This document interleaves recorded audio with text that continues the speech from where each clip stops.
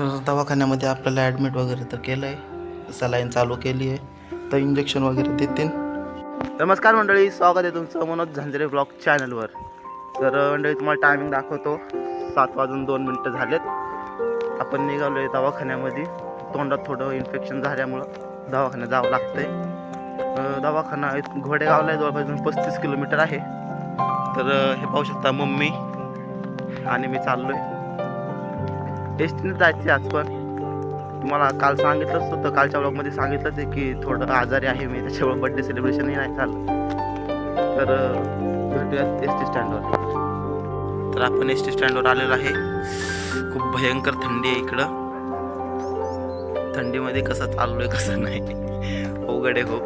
अजून S T यायला तर टाईम आहे अजून. दवाखान्यामध्ये आपल्याला ॲडमिट वगैरे तर केलं आहे, सलाईन चालू केली आहे, तर इंजेक्शन वगैरे देतील.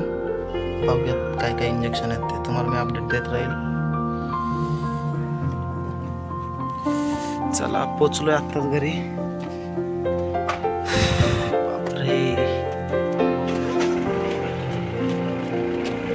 फार बोलायची सुद्धा इच्छा होत नाही, एवढं झालंय. सलाईन वगैरे खूप भरलेत.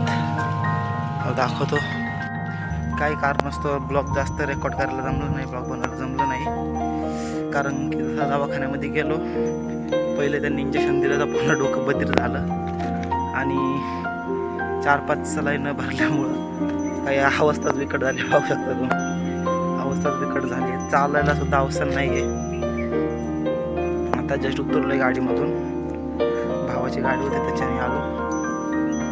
आता चाललो आहे घरी. पूर्ण खूप झालं आहे. गोळ्या दिल्या पाकिटभर. तर आता आपण आलो आहे घरी.